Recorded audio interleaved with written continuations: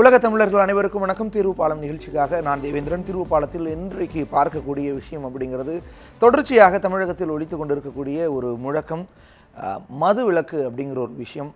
பல நூற்றாண்டுகளாக பேசப்பட்டு இருக்கக்கூடிய விஷயம், ஆதி தமிழன் முதலே சொல்லிக்கிட்டு இருக்கக்கூடிய விஷயம். இன்றைய தினமும் அதற்கான அவசியம், அதற்கான தேவை இருந்து கொண்டே இருக்கின்றது. குறைந்தபட்சம் தேசிய நெடுஞ்சாலைகள், மாநில நெடுஞ்சாலைகளில் இருக்கக்கூடிய அந்த மதுக்கடைகளையாவது மூட வேண்டும் அப்படிங்கிற ஒரு முழக்கமும் இருக்கின்றது. அதற்காக சட்ட போராட்டம் நடத்தி இன்றைய தினம் அந்த மாதிரியான ஒரு தீர்ப்பை, ஒரு உத்தரவை வெளிக்கொணர்ந்திருந்த வழக்கறிஞர் பாலு அவர்கள் நம்மிடையே இணைந்திருக்கிறாங்க. வணக்கம் ஐயா, உங்களுடைய வருகைக்கு மிக்க நன்றி. இன்றைய தினம் நாம் பார்க்கக்கூடிய இந்த விஷயம் அப்படிங்கிறது ரொம்ப முக்கியமான விஷயம். குறிப்பாக தேசிய நெடுஞ்சாலைகளில் இருக்கக்கூடிய மதுக்கடைகளை அகற்றணும் அப்படின்னு உச்சநீதிமன்றம் ஒரு தீர்ப்பை சொல்லியிருந்தாங்க, ஒரு ஆணையை பிறப்பித்திருந்தாங்க. எந்த அளவுக்கு அது சாத்தியம், எந்த அளவுக்கு அதனால் தமிழக அரசுக்கு இழப்பு ஏற்பட போகிறது, எந்த அளவிற்கு அது நடைமுறைப்படுத்தப்பட்டிருக்கிறது, இதற்கான தீர்வு என்ன, இன்றைய தினம் பார்க்கலாம். சிறப்பு விருந்தினர்கிட்ட பேசுறதுக்கு முன்னாடி நம்முடைய மாநிலம் முழுக்க இருக்கக்கூடிய நம்முடைய செய்தியாளர்கள்ட்ட அங்கே இருக்கக்கூடிய கள நிலவரங்களை தெரிஞ்சுக்கிறதுக்கு முன்னாடி உச்சநீதிமன்றம் பிறப்பித்த அந்த ஆணையில் இருக்கக்கூடிய மிக முக்கியமான விஷயங்கள் என்ன அப்படிங்கிறது குறித்து பார்க்கலாம். உச்சநீதிமன்றம் சமீபத்தில் வழங்கிய அந்த உத்தரவின் முக்கிய அம்சங்களில் ரொம்ப முக்கியமானதாக பார்க்கப்படக்கூடியது, தேசிய மட்டுமல்லாமல் மாநில நெடுஞ்சாலைகள் இருக்கக்கூடிய அந்த டாஸ்மாக் கடைகளையும் அகற்றுவதற்கு கால அவகாசம் தேவை அப்படின்னு சொல்லியிருந்த மாநில அரசினுடைய வாதத்தை ஏற்க முடியாது அப்படிங்கிற ஒரு விஷயத்தை உச்சநீதிமன்றம் சொல்லியிருக்காங்க. மேலும் மது விற்பனை செய்வது அரசியல் சாசனத்திற்கு எதிரான ஒன்று என்பதை மாநில அரசுகள் உணர வேண்டும் அப்படிங்கிற ஒரு விஷயத்தையும், சாலையோரங்களில் உள்ள மதுபான கடைகளை அகற்ற மாநில அரசுகள் முன்வராதது வருத்தத்தை ஏற்படுத்துகிறது அப்படிங்கிற ஒரு விஷயத்தையும் உச்சநீதிமன்றம் பதிவு செஞ்சுருக்காங்க. மேலும் வருமானத்தை கணக்கில் கொண்டு இப்படி ஒரு முடிவு எடுப்பது சரியானதாக இருக்காது, இது ஒரு காரணமாக ஏற்றுக்கொள்ளப்படாது அப்படிங்கிற ஒரு விஷயத்தையும், சரியான முறையில் சிந்தித்து தேசிய நெடுஞ்சாலைகளில் உள்ள மதுபான கடைகளை அகற்ற மாநில அரசுகளே முன்வர வேண்டும் அப்படிங்கிற ஒரு விஷயத்தையும் உச்சநீதிமன்றம் பதிவு செஞ்சுருக்காங்க. மேலும் தேசிய மாநில நெடுஞ்சாலைகளில் மதுபான கடைகளை சுட்டிக்காட்டும் அந்த பலகைகள் கூட இருக்கக்கூடாது அப்படிங்கிற ஒரு விஷயத்தையும் உச்சநீதிமன்றம் பதிவு செஞ்சுருக்காங்க. ஏன்னா அந்த பலகைகளால் ஒரு கவனச்சிதறலை ஏற்படுத்தக்கூடும். இந்த அருகில் மதுபான கடை இருக்குது அப்படின்னு சொல்கிற அந்த பலகைகள் கூட ஒரு கவனச்சிதறலை ஏற்படுத்தி ஒரு விபத்துக்கு வழிகோணும் அப்படிங்கிறனால அதையும் வைக்கக்கூடாது அப்படிங்கிற ஒரு விஷயத்தை சொல்லியிருக்காங்க. மேலும் 500 மீட்டர் நெடுஞ்சாலைகள்லேருந்து 500 மீட்டர் தொலைவுக்குள்ளாக எந்த ஒரு மதுபான கடையும் இருக்கக்கூடாது அப்படிங்கிற ஒரு விஷயத்தையும், மதுபான கடைகள் இருப்பதற்கான அந்த விளம்பரங்களையும் இருக்கக்கூடாதுங்கிற ஒரு விஷயத்தையும் சொல்லியிருக்காங்க. மேலும் இந்த ஒரு விஷயம் அப்படிங்கிறது மார்ச் 31ஆம் தேதிக்கு பிறகு புதிய அந்த ஒப்பந்தங்களை செய்யக்கூடாது, புதுப்பிக்கக்கூடாது, உரிமங்களை புதுப்பிக்கக்கூடாது அப்படிங்கிற ஒரு விஷயத்தையும் உச்சநீதிமன்றம் பதிவு செஞ்சுருக்காங்க. அனைத்து மாநில தலைமைச் செயலாளர்களும் இந்த உத்தரவை செயல்படுத்த ஒரு செயல் திட்டத்தை உருவாக்கணும் அப்படிங்கிற ஒரு விஷயத்தையும் உச்சநீதிமன்றம் பதிவு செஞ்சுருக்காங்க. இந்த தீர்ப்பு நிச்சயமாக ஒரு வரவேற்கத்தக்க தீர்ப்பாக உங்களுக்கு இருக்கும். இந்த தீர்ப்பு வந்த பொழுது நீங்கள் எப்படி பார்த்தீங்க? இது இங்கே எந்த அளவுக்கு சாத்தியமான ஒன்றா இருக்குது? அதாவது இது ஒரு நீண்ட போராட்டம், ஏறக்குறைய 7 ஆண்டுகள் இது தொடர்பான விவாதம் தேசிய நெடுஞ்சாலைத்துறையில் இருந்தது. 4 ஆண்டுகள் நான் நீதிமன்றத்தில் வழக்கு தொடர்ந்து 4 ஆண்டுகளாக இது நீதிமன்ற போராட்டங்களில் தொடர்ந்து நாங்கள் பயணித்து கொண்டிருந்தோம்.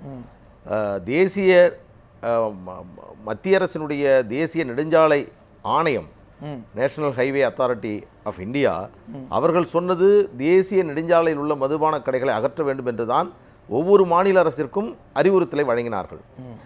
ஆனால் நான் 2012ஆம் ஆண்டு சென்னை உயர்நீதிமன்றத்தில் வழக்கு தாக்கல் செய்கின்ற பொழுது தேசிய நெடுஞ்சாலை மற்றும் மாநில நெடுஞ்சாலையில் உள்ள மதுபான கடைகளை அகற்ற வேண்டும் என்று என்னுடைய மனுவை தாக்கல் செய்தேன். அதில் நீதிமன்றம் இரண்டையுமே அப்புறப்படுத்த வேண்டும் என்று தமிழ்நாட்டு 2013இல் உத்தரவிட்டார்கள். அதன் பிறகுதான் உச்சநீதிமன்றம் சென்றிருக்கிறது. இன்றைக்கு இதை ஒருவேளை தமிழக அரசு 2013இல் சென்னை உயர்நீதிமன்றம் கொடுத்த உத்தரவின் அடிப்படையில் நடைமுறைப்படுத்தியிருந்தால் அது தமிழகம் மட்டுமே பொருந்தக்கூடியதாக இருந்திருக்கும். தமிழக அரசு மேல்முறையீடு செய்ததன் காரணமாக ஒட்டுமொத்தமாக இந்தியா முழுவதும் இது மாநில நெடுஞ்சாலை, தேசிய நெடுஞ்சாலை என்று இது விரிவடைந்திருப்பது எனக்கு மிகப்பெரிய ஒரு மகிழ்ச்சி. காரணம் என்னவென்றால், நிறைய சாலை விபத்துகள் மது அருந்துவிட்டு வாகனம் ஓட்டுவதால் தான் ஏற்படுகிறது என்பதை தேசிய அந்த ஆவணம் நமக்கு தெரிவிக்கிறது. பல தகவல்கள் உங்களை போன்ற ஊடகங்களிலும் நாளிதழ்களிலும் இது தொடர்ச்சியாக வந்து கொண்டிருக்கிறது. இப்பொழுது தீர்ப்பு 15/12/2016 பகரப்பட்டது. தீர்ப்பில் நீங்கள் குறிப்பிட்டதை போன்று 6 முக்கியமான அம்சங்களை நீதிபதிகள் பரிந்துரையாக உத்தரவாக வழங்கியிருக்கிறார்கள். அந்த 6ல் முதலில் என்னவென்றால் தேசிய நெடுஞ்சாலை மாநில நெடுஞ்சாலையில் மதுபான கடைகளுக்கு உரிமம் வழங்கக்கூடாது. இரண்டாவது மிக முக்கியமானது என்னவென்றால் அது 31ஆம் தேதிக்கு பிறகு மார்ச் 31க்கு பிறகு கால நீட்டிப்பு வழங்கக்கூடாது. அதற்கடுத்து அதுதான் முக்கியமானது, அதுதான் இப்பொழுது விவாதிக்கப்பட வேண்டியது. இதில் கார்ப்பரேஷன், முனிசிபாலிட்டி மற்றும் பேரூராட்சி என்று சொல்லக்கூடிய அனைத்திற்கும் இது பொருந்தும் என்பதை நீதிபதிகள் சொல்லியிருக்கிறார்கள். தமிழக அரசு உச்சநீதிமன்றத்தில் வாதம் செய்கின்ற பொழுது கிராமப்புற சாலைகளில் வழியாக செல்லக்கூடிய தேசிய நெடுஞ்சாலையில் இருக்கக்கூடிய கடைகளை அகற்றி விடுகிறோம், ஆனால் நகராட்சி, பேரூராட்சி, ஊராட்சி பகுதிகளில் இருக்கக்கூடியதை அகற்றுவதற்கு முடியாது. ஏனென்று சொன்னால் இப்பொழுது உதாரணத்திற்கு சென்னை பாரிமுனையிலிருந்து பூந்தமல்லி வரை, பூந்தமல்லி நெடுஞ்சாலை என்பது தேசிய நெடுஞ்சாலை, ஆனால் அது நகராட்சியின் கீழ் வருகிற காரணத்தினால் அதற்கு விதிவிலக்கு என்று வாதிட்டார்கள். ஆனால் நீதிமன்றம் எந்த விதிவிலக்கையும் வழங்க முடியாது, எந்த வகையிலும் அதற்கு காரணங்கள் கற்பித்து அதிலிருந்து விலக்கு பெற முடியாது. எனவே தேசிய நெடுஞ்சாலை, மாநில நெடுஞ்சாலை எந்த பகுதியில் இருந்தாலும் அது பொருந்தும் என்ற ஒரு செய்தியை பதிவு செய்திருக்கிறார்கள். இன்னொன்று, அதுதான் முக்கியமானது, 15ஆம் தேதி உத்தரவு வழங்கப்பட்டது. அந்த 15ஆம் தேதி உத்தரவில் தேசிய நெடுஞ்சாலை, மாநில நெடுஞ்சாலையில் உள்ள பெயர் பலகைகள், அறிவிப்பு பலகைகள், மதுக்கடைக்கு செல்லும் வழி என்று சொல்லக்கூடிய அறிவிப்பு பலகைகளை உடனடியாக அப்புறப்படுத்த வேண்டும். forthwith all signboards should be removed என்று தீர்ப்பிலே சொல்லப்பட்டிருக்கிறது. 15ஆம் தேதி வழங்கப்பட்ட தீர்ப்பை நான் 17ஆம் தேதி தமிழகத்தினுடைய டிஜிபியிடமும் இப்பொழுது இடைநீக்கம் செய்யப்பட்டிருக்கக்கூடிய தலைமைச் செயலாளரிடமும் நான் வழங்கினேன். ஆனால் 12 நாட்கள் ஆகிறது. இன்று வரை தமிழ்நாட்டில் ஒரு அறிவிப்பு பலகை கூட, ஒரு விளம்பர பலகை கூட, ஒரு மதுக்கடையில் இருக்கக்கூடிய பலகைகள் கூட இன்று வரை அப்புறப்படுத்தவில்லை. 12 நாட்களாக நீதிமன்றத்தினுடைய உத்தரவு நேரடியாக தமிழக அரசால் மீறப்பட்டிருக்கிறது. இதை இந்த தீர்வு பாலத்தின் மூலமாக இதை நான் ஒரு கோரிக்கையாக வைக்கிறேன். தமிழகத்தில் இருக்கக்கூடிய ஒட்டுமொத்த மக்களும் அறிவிப்பு பலகையை உடனடியாக அகற்று என்று சொல்லக்கூடிய ஒரு கோரிக்கையை ஒவ்வொரு மதுக்கடைக்கு முன்பும் அவர்கள் எழுப்ப வேண்டும். இது ரொம்ப முக்கியமானது. நிச்சயமா உச்சநீதிமன்றத்தினுடைய அந்த தீர்ப்பு நடைமுறைப்படுத்தப்படுகிறதா அப்படிங்கிற ஒரு விஷயத்தை நாம மக்களும் உறுதிப்படுத்தணும் அப்படிங்கிறதும் இதற்கான ஒரு தீர்வுக்கான ஒரு பாலமாக தான் இந்த நிகழ்ச்சி இருக்கு. தமிழகம் முழுக்க இருக்கக்கூடிய கள நிலவரங்களை சொல்வதற்காக அந்தந்த பகுதிகளிலிருந்து நம்முடைய செய்தியாளர்கள் இணைஞ்சிருக்காங்க. குறிப்பாக சேலத்திலிருந்து நம்முடைய செய்தியாளர் ரியாஸ் இணைஞ்சிருக்காங்க, கோவையிலிருந்து நம்முடைய செய்தியாளர் ஷெர்லி இணைஞ்சிருக்காங்க, நெல்லையிலிருந்து ஆல்வின் மற்றும் திருச்சியிலிருந்து மகாலிங்கம் செய்தியாளர்கள் இணைஞ்சிருக்காங்க. தமிழகத்தினுடைய 4 திசையிலிருந்து நம்முடைய செய்தியாளர்கள் இணைஞ்சிருக்காங்க. அந்தந்த பகுதியினுடைய கள நிலவரம் என்ன அப்படிங்கிறது குறித்து கேட்கலாம். முன்னதாக உங்களிடம் கேட்பதற்கும் ஒரு சந்தேகம் இருக்கின்றது. இது எந்த அளவுக்கு சாத்தியம்? ஏன்னா இங்கே நிறைய மதுக்கடைகள் மாநில தேசிய நெடுஞ்சாலைகளில் தான் இருக்கும் பொழுது இது எந்த அளவுக்கு சாத்தியம்? இது மிகப்பெரிய வருமான இழப்பை ஏற்படுத்திடாதா அப்படிங்கிற அந்த சந்தேகங்களை முன்னாடி சேலத்தில் தொடர்ச்சியாக ஒரு போராட்டம் நடந்துட்டு இருந்துச்சு இந்த மதுவிலக்கு அப்படிங்கிற ஒரு விஷயத்துக்காக. அதை தாண்டி இதே போல் நெடுஞ்சாலைகளில் இருக்கக்கூடிய மதுக்கடைகள் அகற்றணும் அப்படிங்கிற ஒரு போராட்டமும் கூட நடந்தது. அந்த பகுதியினுடைய தற்போதைய நிலை என்ன? குறிப்பாக சேலம் மாவட்டத்தில் எந்த அளவுக்கு இந்த மதுக்கடைகள் இருக்குது, தேசிய மாநில நெடுஞ்சாலைகள், இதனால் என்னென்ன பிரச்சனைகள் ஒரு தொகுப்பில் பார்க்கலாம். மது இல்லாத நாடு என்ற கனவை நனவாக்குவதற்காக கடந்த 26 ஆண்டுகளாக பல்வேறு பிரச்சாரங்களை மேற்கொண்டு வருபவர் 84 வயதான பாலகிருஷ்ணன் என்ற பிராங்க்லின் ஆசாத் காந்தி. மதுவுக்கு எதிரான போராட்டத்தின் போதே உயிர் துறந்த காந்திவாதி சசி பெருமாளின் நெருங்கிய நண்பர். அவர் அணியும் வெள்ளை நிற சட்டையில் மது மற்றும் புகைக்கு எதிரான எழுத்துக்கள் பொறிக்கப்பட்டிருக்கும். மது பழக்கத்துக்கு எதிரான போராட்டத்தை 1330 நாட்கள் நடத்தியிருக்கிறார். மது அருந்தி உங்களையும் உங்கள் குடும்பத்தையும் நாசப்படுத்த வேண்டாம் என்ற வாசகம் எழுதிய அட்டையை தனது கழுத்தில் மாட்டிக்கொண்டு டாஸ்மாக் கடைகளுக்கு முன்பாக நின்று மது அருந்த வருபவர்களை வயது வித்தியாசம் பார்க்காமல் காலில் விழுந்து கெஞ்சுகிறார்.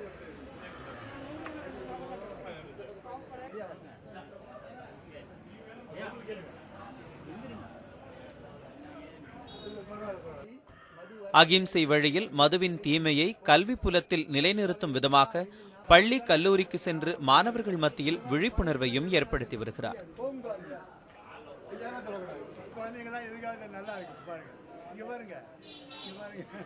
அரசாங்கம் இப்போ இந்த இது ஹைவேயில் இருக்க கடைகளெல்லாம் எடுக்கணும்னு சொல்லியிருக்காங்க. அது ஒரு பெரிய மகிழ்ச்சி தான். நிறைய விபத்துகள் அதனால் நடக்குது, எத்தனையோ உயிர்கள் பலி போகுது. அதனால் அந்த ஹைவேஸ் இருக்கிற கடைகள் மட்டும் நிறுத்தினா போதாது.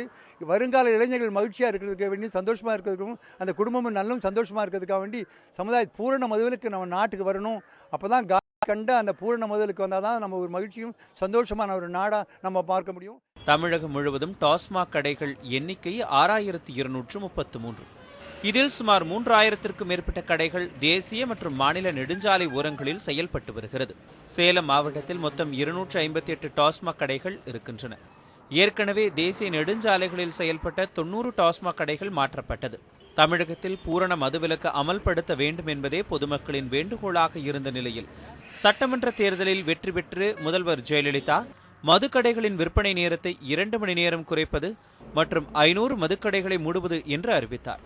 இதில் சேலம் மாவட்டத்தில் செயல்படும் டாஸ்மாக் கடைகளில் ஒரு கடை கூட மூடப்படும் பட்டியலில் இடம்பெறவில்லை என்பது வருத்தத்தை ஏற்படுத்தியது. மேலும் தமிழகத்தில் பூரண மதுவிலக்கு கோரியும் கன்னியாகுமரி மாவட்டத்தில் டாஸ்மாக் கடையை மூடக்கோரி போராட்டத்தில் ஈடுபட்டு உயிரிழந்த சசிபெருமாளின் சொந்த மாவட்டமான சேலத்தில் ஒரு கடை கூட மூடப்படாதது மதுவிலக்கு கோரி போராட்டத்தில் ஈடுபட்டவர்கள் மத்தியில் கடும் அதிர்ச்சியையே ஏற்படுத்தியிருந்தது. ஆனால் 500 கடையில் வந்து சேலம் மாவட்டத்தில் பார்த்தீங்கன்னா ஒரு கடை கூட கட்டல. இப்போ எங்கள் ஊரில் வந்து அப்பா இறந்தப்போ ஒரு கடையை கட்டினாங்க. ஆனால் பக்கத்தில் எங்கள் பார்த்தீங்கன்னா இளம்பிள்ளையில் பள்ளி கல்லூரி வாசப்படியிலேயே வந்து மதுக்கடை இயங்கி கொண்டு இருக்குது. ஆனால் இன்னமும் அதை அகற்றலை. நாங்களும் பல கட்ட போராட்டம் நடத்தினோம்.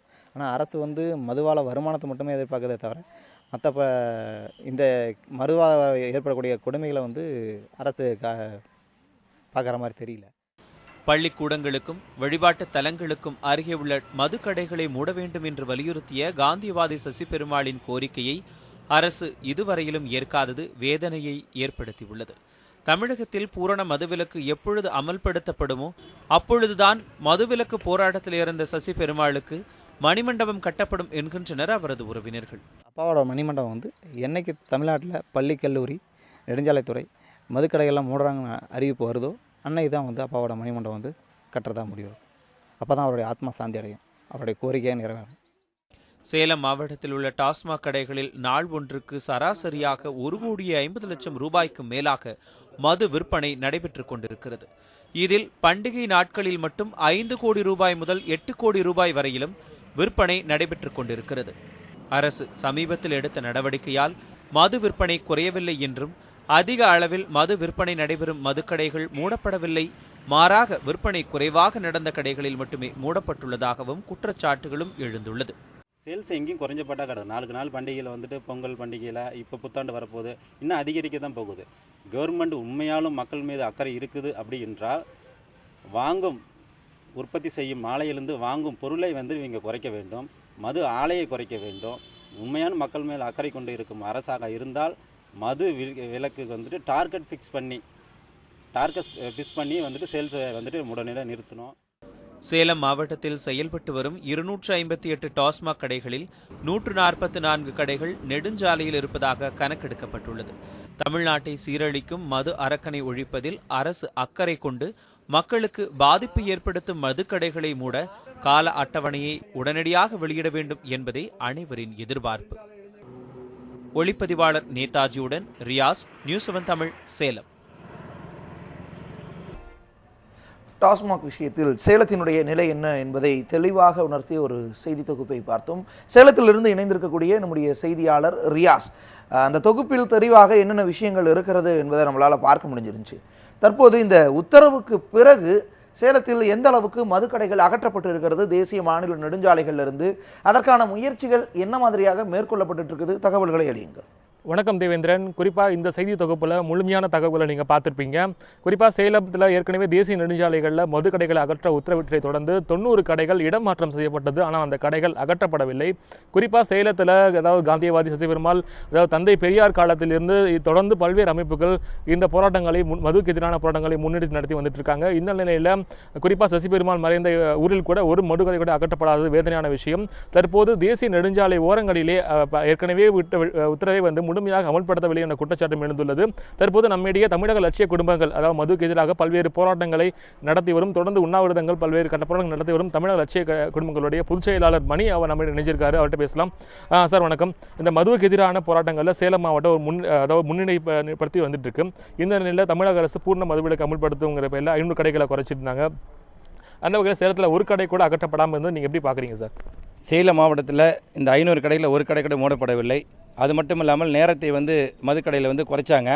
ஆனாலும் கூட இதனோட மது விற்பனையானது மிக அதிகமான அளவில் நடந்திருக்கு அப்படிங்கிறது தான் செய்தியாக இருக்குது. மதுவோடைய விற்பனையை அரசு அதிகாரிகளே விற்பனையை தூண்டி விடுகிறார்கள்.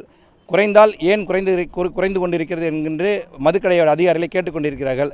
ஆகவே இந்த நிலையெல்லாம் போக்கி மதுக்கடைகள் மூலமாக அரசுக்கு வரக்கூடிய வருமானத்தை நினைத்து அரசு அவமானப்பட வேண்டும். மதுக்கடையில் வரக்கூடிய வருமானத்தை மக்களுக்கு கொடுத்து மக்களை நாசம் செய்து அரசு இதிலிருந்து விடுபட வேண்டும். குறிப்பாக தேசிய நெடுஞ்சாலைகளிலேயே இன்னும் மது கடைகள் செயல்பட்டு வந்துருக்கு. இந்த நிலையில் மாநில நெடுஞ்சாலை கடைகளும் அகற்ற சொல்லி இப்போ உத்தரவிட்டிருக்காங்க. அது முழுமையாக அந்த அரசு செயல்படுத்தும் நினைக்கிறீங்களா நீங்கள்? இந்த அரசு செயல்படுத்தும் என்பது எங்களுக்கு மிகப்பெரிய ஐயம் உள்ளது. ஏனென்று கேட்டால் ஏற்கனவே மதுக்கடைகள் மூட சொல்லி மக்கள் போராடினால் மதுக்கடைகள் அங்கிருந்து மூடிவிட்டு பக்கத்தில் ஏதோ ஒன்று சந்திலே துவக்கி விடுவார்கள்.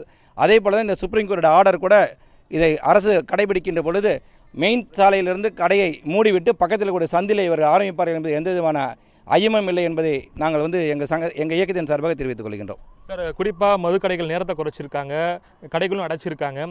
இருந்தும் மதுக்கடையோட வருமானம் சேலத்தை பொறுத்த வரைக்கும் அதிகமாகிட்டே இருக்குது. அதுக்கு என்ன காரணம் நினைக்கிறீங்க? அதிகாரிகளுடைய மிகப்பெரிய பிரஷர் என்று சொல்ல வேண்டும். அவருடைய வற்புறுத்தலின் விளைவாக மதுக்கடைகளுடைய பாரிலே இந்த விற்பனையானது நடந்து கொண்டிருக்கிறது. மதுக்கடைகளில் மட்டும்தான் விற்பனை இல்லையே தவிர மதுக்கடையை ஒட்டியிருக்கக்கூடிய பார்களிலே காலை முதலே இந்த வியாபாரமானது ஜரூராக நடந்து கொண்டிருக்கிறது என்பதை தெரிவித்துக் கொள்கின்றோம். சார், நீங்கள் சொல்லுங்கள். குறிப்பாக இது தேசிய நெடுஞ்சாலை ஓரமாக இந்த பார் அமைஞ்சிருக்கு.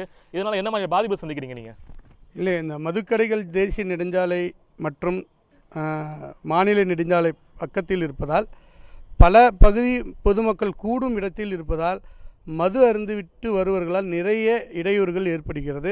குறிப்பாக விபத்துக்கள் மற்றும் இளம்பெண்கள் நடந்து போகும்போது சில அனாவசியமான அநாகரிகமான செயல்கள் இதை சார்ந்து இன்னும் நிறைய பள்ளிக்கூடம் பக்கத்தில் இருப்பதால் நடந்து கொண்டிருக்கிறது. எங்களுடைய உயிரிழப்புகள் ஏற்படுகிறது. எங்களுடைய ஒரே கோரிக்கை, இந்திய உச்ச நீதிமன்றத்தில் தீர்ப்பளிக்கப்பட்டபடி தமிழ்நாட்டில் உள்ள அத்தனை தேசிய நெடுஞ்சாலை மற்றும் மாநில நெடுஞ்சாலைகளை கடல்களை அகற்றும் வரை இந்த போராட்டங்கள் தொடரும். நிச்சயமாக உச்சநீதிமன்ற தீர்ப்பை உடனடியாக அமல்படுத்த வேண்டும். எந்த அரசாக இருந்தாலும் இதை செய்ய வேண்டும். இதுதான் அனைத்து பொதுமக்களுடைய முக்கிய கோரிக்கை என்று தெரிவித்துக் கொள்கிறோம். தேவேந்திரன், தற்போது இந்த பொதுமக்களுடைய கருத்துக்கள் மற்றும் போராட்ட களத்தில் இருக்கிற சமூக போராளிகளோட கருத்து நீங்கள் கேட்டிருப்பீங்க. குறிப்பாக தேசிய நெடுஞ்சாலைகள் ஓரங்களில் ஏற்கனவே கடைகள் அகற்றப்பட்ட உத்தரவிட்டும், ஆனால் சேலம் சீனநாயகம்பட்டி பகுதியில் தற்போது தேசிய நெடுஞ்சாலை ஓரத்திலேயே இந்த கடைகள் செயல்பட்டு வருகிறது. ஆனால் கடையினுடைய பலகை, அதாவது நெடுஞ்சாலை ஓரத்தில் இருக்கிற டாஸ்மாக் பேர் பலகை மட்டும் எடுக்கப்பட்டுள்ளது. ஆனால் டாஸ்மாக் பார் என்பது தற்போது உச்சநீதிமன்ற உத்தரவின் மீறி தற்போது செயல்பாட்டில் தான் இருக்கிறது. தேவேந்திரன். ரியாஸ், அந்த கள நிலவரத்தை அளித்தமைக்கு மிக நன்றி. தேசிய நெடுஞ்சாலையில் இருக்கக்கூடிய ஒரு மதுபான கடையின் வாயிலிருந்து தான் நம்முடைய செய்தியாளர் இந்த தகவல்களை அளித்திருக்கிறார். இது எந்த அளவுக்கு சாத்தியம் அப்படிங்கிற ஒரு கேள்வியை தான் இது எழுப்புது. இதற்கான அதாவது தீர்ப்பு 10 நாட்கள் ஆகிவிட்டது. அது தீர்ப்பினுடைய பெருமைகளை, தீர்ப்பினுடைய அவசியத்தை அதை பற்றி நாம் நிறைய விவாதித்து விட்டோம். ஆனால் இப்பொழுது மதுவுக்கு எதிராக போராட்டம் நடத்தக்கூடியவர்கள், மதுவை பயன்பாட்டை தடுக்க வேண்டும் என்று நினைக்கக்கூடியவர்கள் எல்லோருமே கூட்டாக சேர்ந்து நாம் இதில் பாடுபட்டோம் என்று சொன்னால்தான் உச்சநீதிமன்றத்தினுடைய உத்தரவை நாம் முழுமையாக அமல்படுத்த முடியும். அந்த உத்தரவில் 500 மீட்டர் இடைவெளி தேசிய நெடுஞ்சாலையினுடைய முடிவிலிருந்து ஆரம்பிக்க வேண்டும், from the edge of highway என்று சொல்கிறார்கள். அப்படி பார்க்கின்ற பொழுது அந்த 500 மீட்டர் இடைவெளிக்கு பிறகுதான் வைக்கப்படுகிறதா என்பதை ஆய்வு செய்ய வேண்டும். அது ரொம்ப முக்கியமானது. அதே போன்று அதில் சொல்லப்பட்டிருக்கக்கூடிய நடைமுறைகளை பின்பற்ற வேண்டும். தமிழ்நாட்டில் மாநில நெடுஞ்சாலை, தேசிய நெடுஞ்சாலையில் எத்தனை கடைகள் இருக்கிறது என்பதற்கான அறிவிப்பை நாம் எடுத்தாக வேண்டும். நமக்கு தெரிந்தே தேசிய நெடுஞ்சாலை, மாநில நெடுஞ்சாலைகளில் தான் அதிகமான மதுக்கடைகள் இருக்கிறத நம்மளால் பார்க்க முடியுது. இன்னும் நிறைய கடைகள் அந்த மாதிரியாக அமையப்பட்டிருக்கிற ஒரு சூழலில் இது எந்த அளவுக்கு சாத்தியம்? ஏன்னா உடனடியாக இதை எடுக்கிறது அப்படிங்கிறது ஒரு மிகப்பெரிய சாதாரணமானது. அதாவது நீதிமன்ற தீர்ப்பு, இந்த தீர்ப்பு வழங்கப்பட்ட 30 நாளுக்குள் தலைமைச் செயலாளரும் தலைமை டிஜிபி இருவரும் சேர்ந்து ஒரு குழுவை நியமித்து, அந்த குழு மாவட்ட அளவில் எஸ்பி மற்றும் கலெக்டர் தலைமையில் ஒரு குழுவை நியமித்து இதை எப்படி நடைமுறைப்படுத்த வேண்டும் என்பதற்கான ஆய்வுக் கூட்டத்தை 15 நாளுக்கு ஒரு முறை அதனுடைய முடிவை தெரிந்து கொள்ளக்கூடிய வகையில் இதை செயல்படுத்த வேண்டும் என்று சொல்கிறார்கள். அந்த அந்த கூட்டம் 1 மாத காலத்திற்குள் துவங்கப்பட வேண்டும் என்றும் சொல்கிறார்கள். எனவே நீதிமன்றம் எல்லா விதமான அறிவுறுத்தலையும் இந்த வழக்கிலே கொடுத்துவிட்டு இதனுடைய நடைமுறை என்ன என்பதையும் தெரிவிக்க வேண்டும் என்று சொல்கிறார்கள். இதில் பிரச்சனை எங்கே என்று சொன்னால், தேசிய நெடுஞ்சாலை மாநில நெடுஞ்சாலையில் உள்ள கடைகளை முதலில் அடையாளம் கொள்ள வேண்டும். 2, இதை மாற்றுகின்ற பொழுது வேறு இடத்திற்கு இதை மாற்றக்கூடிய நேரத்தில் அது நீதிமன்ற தீர்ப்பின்படி தான் மாற்றப்படுகிறதா என்பதை உறுதி செய்ய வேண்டும். முன்பக்கம் இருக்கக்கூடிய வாசலை மூடிவிட்டு பின்பக்கத்தில் திறந்து நடத்தக்கூடிய காரியங்கள் நடந்தது.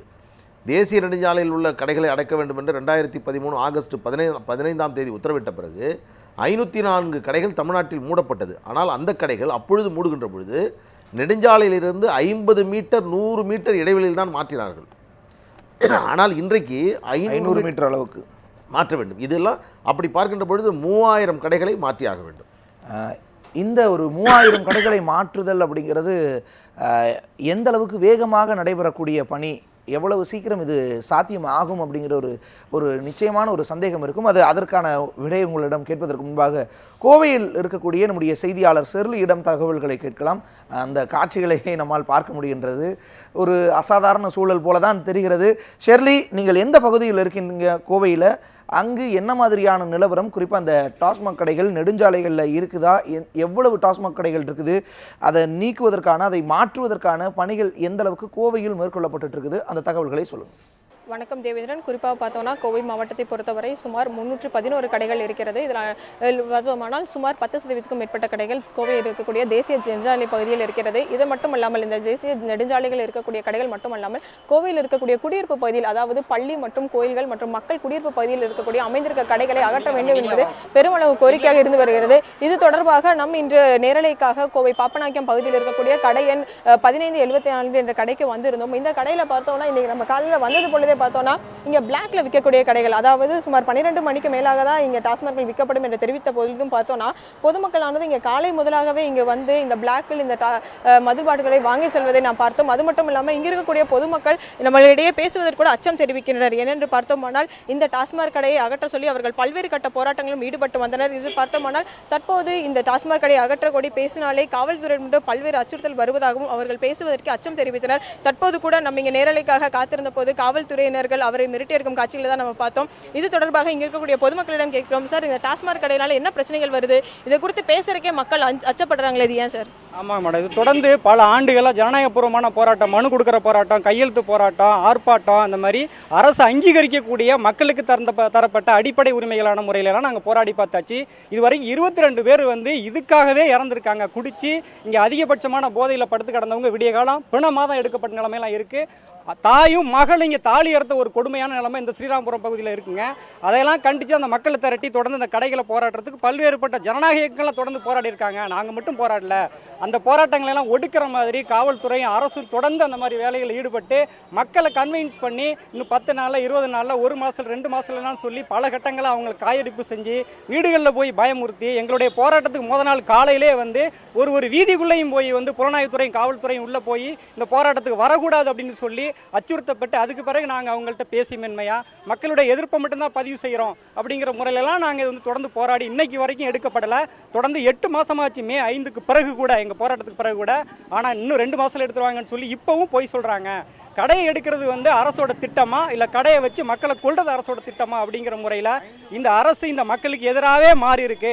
அதனால மக்கள் திரண்டு தான் இந்த டாஸ்மாக் கடையை ஒழிக்க முடியும் அப்படின்னு நாங்கள் சொல்கிறோம். படிப்படியாக என்பதெல்லாம் ஒரு முழுக்க போங்காட்ட மாதிரி நிலைமையாக தான் இங்கே நீடிக்குது. ஆனால் இப்போ நம்ம பேட்டிக்காக இங்கே இருக்கக்கூடிய பொதுமக்கள் கிட்ட பேச வரும்போதும் காவல்துறை வந்து மிரட்டுறதுக்கான காரணம் என்னவா இருக்குன்னா, பொதுமக்கள் ஒன்று திரண்டு இந்த கடையை மூடிடுவாங்க, இந்த கடை இங்கே அப்புறப்படுத்தி போச்சுன்னா பல்வேறுபட்ட நலனை அனுபவிக்கக்கூடியவங்க இதில் பாதிக்கப்படுவாங்க அப்படிங்கிற அச்சத்தில் தான் பல்வேறுபட்ட நபர்கள் இங்கே வர்றாங்க, எதிர்ப்பு தெரிவிக்கிறாங்க. தற்போது பார்த்துட்டோம்னா தேவேந்திரன், இந்த கடைக்கு இருக்கக்கூடிய சுற்றியும் பொதுமக்கள் இருக்க பகுதி, அதாவது அருகிலே பள்ளியும் இருக்கு. இப்போ காலாண்டு விடுமுறை அரையாண்டு விடுமுறை என்பதாக குழந்தைகள் எல்லாமே இந்த டாஸ்மாக் கடை முன்பாக விளையாடி இருக்க சூழல் தான் பார்க்குறோம். ஆனால் இதை குறித்து பேச வரும்போது கூட காவல்துறை இங்கே பாதுகாப்பு போட்டிருக்காங்க, இங்கே பேச வராங்க, இங்கே பேச வரவங்களை அச்சுறுத்துறாங்க. இது என்ன தொடர்பாக நம்ம காவல்துறையே கேட்கலாம். சார், இங்கே பேச வரவங்களை தடுக்க என்ன சார் காரணம்? நாங்க ஏறி தடுக்கலங்க மேடம். இல்ல, இப்ப நீங்க வந்து பேசிட்டு இருக்கவங்க எல்லாம் போங்கன்னு சொல்லிட்டு இருந்தீங்க. குழந்தைகள் எல்லாம் நின்னுட்டாங்கன்னு போங்க சொன்னோம்.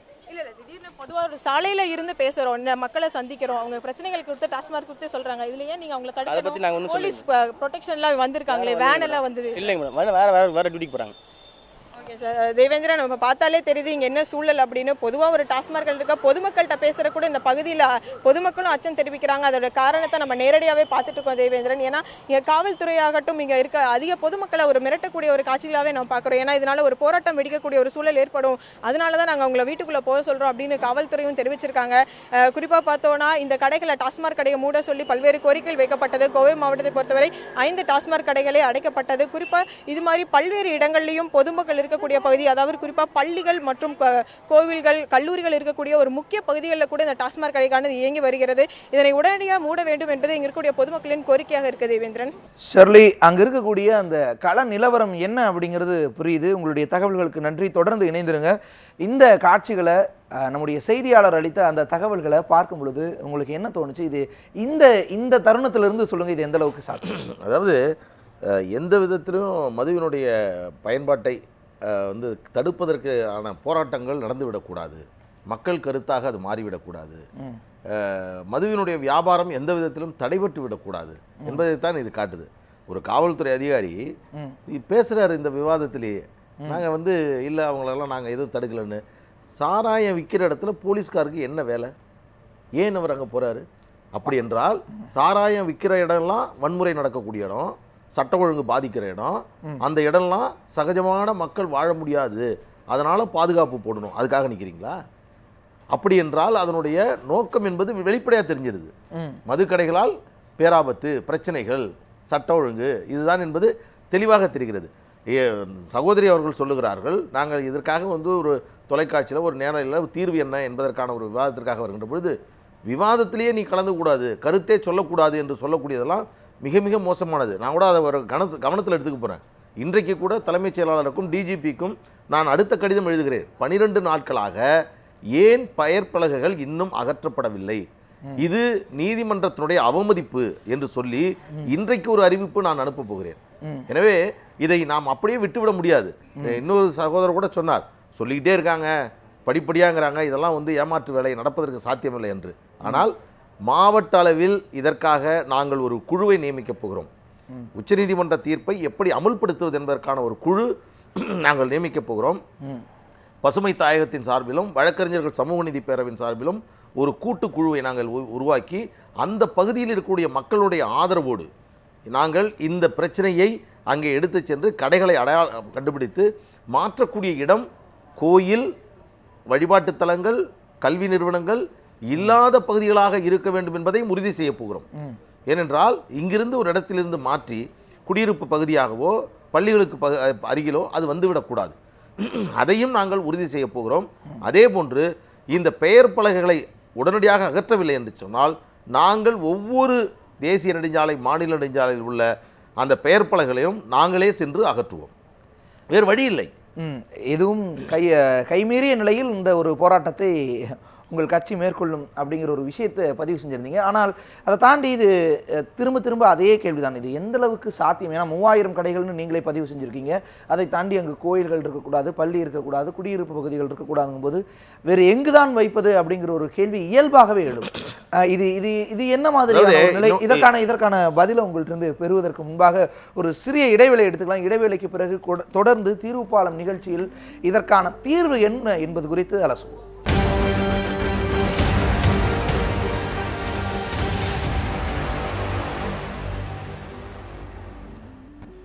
தீர்வுப்பாலம் நிகழ்ச்சிக்கு உங்களை மீண்டும் வரவேற்கிறேன். டாஸ்மாக் கடைகள், குறிப்பாக அந்த உச்சநீதிமன்ற தீர்ப்பு, தேசிய மாநில நெடுஞ்சாலைகளில் மதுக்கடைகள் இருக்கக்கூடாது, அதற்கான பலகைகள் கூட, அறிவிப்பு பலகைகள் கூட இருக்கக்கூடாது அப்படிங்கிற ஒரு விஷயம், அதற்கான தீர்வு என்ன அப்படிங்கிறது குறித்து தேடிக்கிட்டு இருக்கோம். இதை மாற்றுவதற்கான வாய்ப்பு என்ன அப்படிங்கிறது குறித்து பார்த்து கொண்டு இருக்கணும். முன்னதாக திருச்சி மாவட்டத்தில் இருக்கக்கூடிய மணப்பாறையில் விதிமுறைகளை மீறி வழிபாட்டு தலங்கள், கல்வி நிலையங்கள் அருகே செயல்பட்டு வரும் மதுக்கடைகளால் பொதுமக்களுக்கு பல்வேறு இன்னல்கள் ஏற்படுவதாக ஒரு புகார் எழுந்திருக்கிறது. இது குறித்த ஒரு தொகுப்பை பார்க்கலாம்.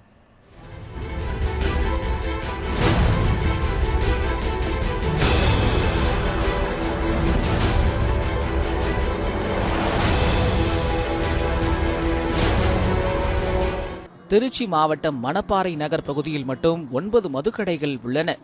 இந்த 9 மதுக்கடைகளுமே ஒவ்வொரு விதத்தில் மக்களுக்கு இடையூறு தரும் வகையில் அமைந்துள்ளதாக கொந்தளிக்கின்றனர் பாதிக்கப்பட்ட மக்கள். மதுக்கடைகளை கல்வி நிலையங்கள், வழிபாட்டு தலங்கள் அருகில் அமைக்கக்கூடாது என்றும், வழிபாட்டு தலங்கள் மற்றும் கல்வி நிலையங்களிலிருந்து 100 மீட்டர் இடைவெளியில்தான் மதுக்கடைகள் இருக்க வேண்டும் என்று தமிழக அரசாணை தெரிவிக்கிறது. ஆனால் மணப்பாறை திண்டுக்கல் ரோட்டில் அமைந்துள்ள மதுபான கடை, அரசு உதவி பெறும் சிறுமலர் பெண்கள் மேல்நிலைப்பள்ளி மற்றும் மரியன்னை துவக்கப்பள்ளிக்கு அருகிலும், கோவில்பட்டி சாலையில் உள்ள மதுக்கடை தனியார் மெட்ரிக் பள்ளி மற்றும் கிளை நூலகத்திற்கு அருகிலும் அமைந்து பொதுமக்களை முகம் சுளிக்க வைக்கிறது. இந்த கடைகளுக்கு மது அருந்த வருபவர்களால் பள்ளி செல்லும் மாணவ மாணவியர்களுக்கும் நூலக வாசகர்களுக்கும் அச்சுறுத்தல் ஏற்படுகிறது. அத்துடன் அப்பகுதியில் விபத்துகள் அதிகரிப்பதற்கும் இந்த மதுக்கடைகள் காரணமாகின்றன. இந்த மதுக்கடைகளை அகற்ற இந்திய கம்யூனிஸ்ட் கட்சி சார்பாக முற்றுகை போராட்டமும் நடத்தப்பட்டது.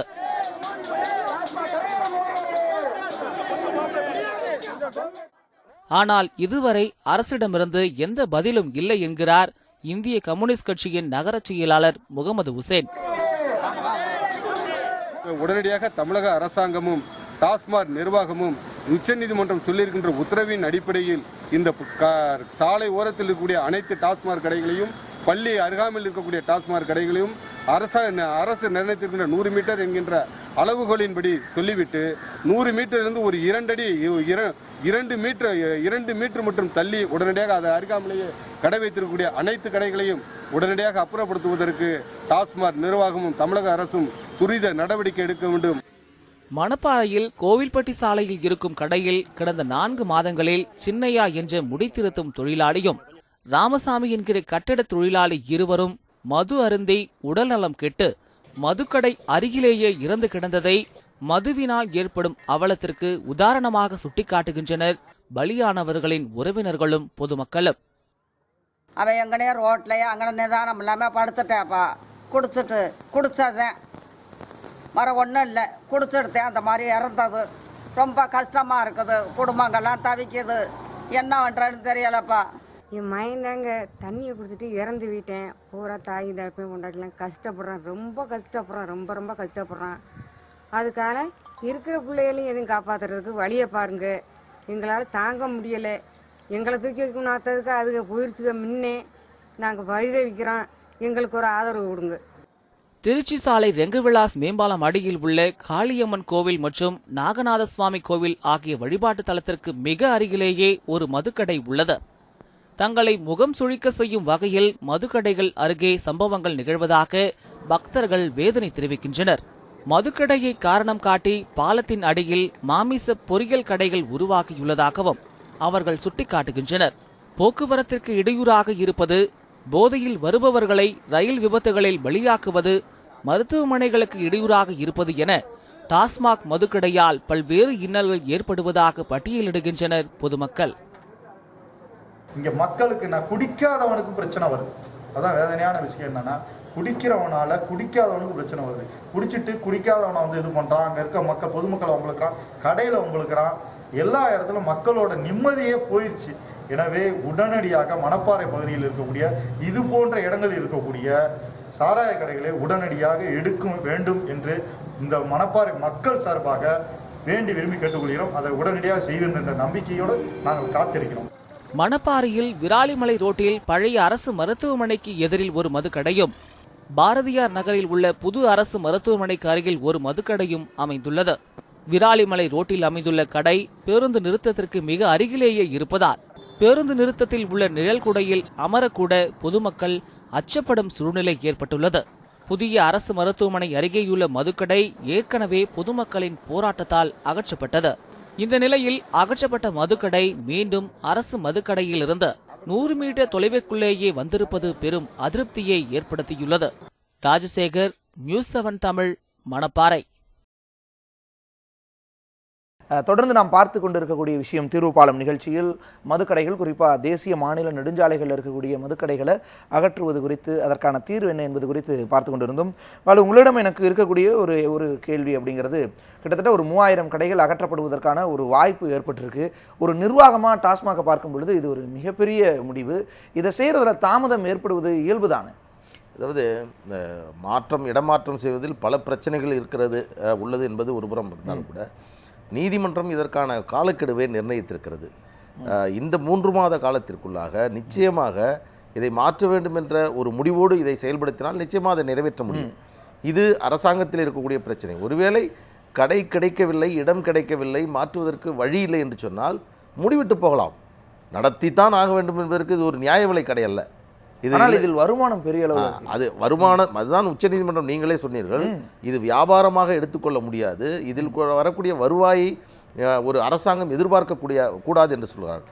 இந்த நிகழ்ச்சியின் மூலமாக ஒரு செய்தியை நான் சொல்லணும். இது ஒரு மிகப்பெரிய ஒரு பொதுநல வழக்காக நான் இதுவரையில் தாக்கல் செய்த வழக்கில் ஒரு பெரிய ஒரு நீதிமன்றத்தினுடைய உத்தரவாக இதை நான் பார்க்கிறேன். இதை முழுமையாக நடைமுறைப்படுத்த வேண்டும் என்று நான் விரும்புகிறேன். எந்த பகுதியில் இது தேசிய நெடுஞ்சாலை, மாநில நெடுஞ்சாலை கடைகள் இருந்தாலும் அது தொடர்பான செய்திகளை எனக்கு தெரியப்படுத்தினால் நான் நிச்சயமாக நீதிமன்றத்தினுடைய பார்வைக்கும் அதிகாரிகளுடைய பார்வைக்கும் கொண்டு சென்று அந்த இடத்தில் இருக்கக்கூடிய கடையை நான் அகற்றுவேன். நிச்சயமா. இப்ப கோவை சேலம்ல இருந்து வந்த அந்த நேரலையில் இருந்த காட்சிகளே உங்களுக்கு அந்த 2 ஊர்களினுடைய நிலைமையை உணர்த்தி இருக்கும். இன்னும் மதுரை, திருச்சி, நெல்லைன்னு தமிழகத்தின் மற்ற மக்கள் அனைவரும் சேர்ந்தால்தான் இதை நிச்சயமா பண்ண முடியும். பாட்டாளி மக்கள் கட்சியினுடைய நிறுவனர் மருத்துவரையால் கூட இந்த 30ஆம் தேதி நாங்கள் சந்திக்கின்ற பொழுது இதை எப்படி நடைமுறைப்படுத்துவது என்பதற்காக ஒரு வியூகங்களை வகுக்க வேண்டும் என்பதையும் சொல்லி வந்திருக்கிறார். எனவே இது எல்லோரும் இணைந்து இந்த பிரச்சனையில் நாம் கவனம் செலுத்தினால் மட்டும்தான் இதை முழுமையாக நடைமுறைப்படுத்த முடியும். ஆனால் 31ஆம் தேதிக்கு பிறகு நெடுஞ்சாலையில், தேசிய நெடுஞ்சாலையிலோ மாநில நெடுஞ்சாலையிலோ கடைகள் நடத்தினால் அது நிச்சயமாக மக்களால் பூட்டப்பட வேண்டும். ஏனென்றால் அது நீதிமன்றத்தினுடைய அவமதிப்பிற்கு உட்பட்டது. அதை தாண்டி அங்கு கடைகள் நடத்தக்கூடாது. இன்றைக்கு கூட இருக்கக்கூடிய பெயர் பலகைகள் அகற்றப்பட வேண்டும். அது இருப்பது ஒருபோதும் ஏற்றுக்கொள்ள முடியாது. அதற்கு தலைமைச் செயலாளர், டிஜிபி அவர்கள் அதற்கு உத்தரவு பிறப்பிக்கவில்லை என்று சொன்னால் அது ஒரு நீதிமன்ற அவமதிப்புக்கு உட்பட்ட நடவடிக்கை. எனவே முதலில் செய்ய வேண்டிய காரியம் இது. அடுத்து அவர்கள் இருவரும் குழு நியமிக்க வேண்டியது.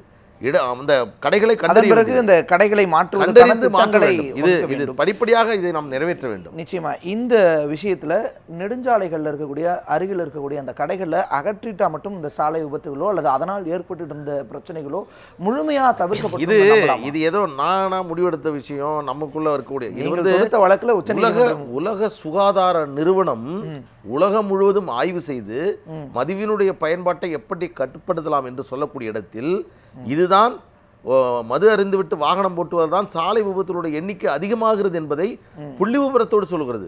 அதே போன்று இங்கு சென்ட்ரல் கிரைம் ரெக்கார்ட் பியூரோ என்று சொல்லக்கூடிய மத்தியில் இருக்கக்கூடிய இந்த குற்றப்பதிவுகளுடைய ஆணையம் அதுவும் சொல்லுகிறது இந்த சாலை விபத்துகளுக்கு காரணம் மது என்று.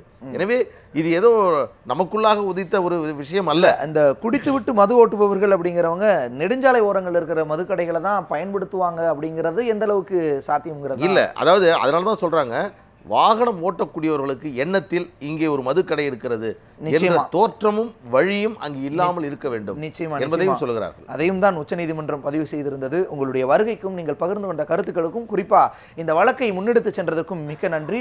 நாம் பார்த்த அந்த விஷயங்களையும் கொண்டு சேர வேண்டிய இடத்திற்கு பார்த்து கொண்டிருப்பவர்களும் உணர்ந்து கொள்ளுங்கள்.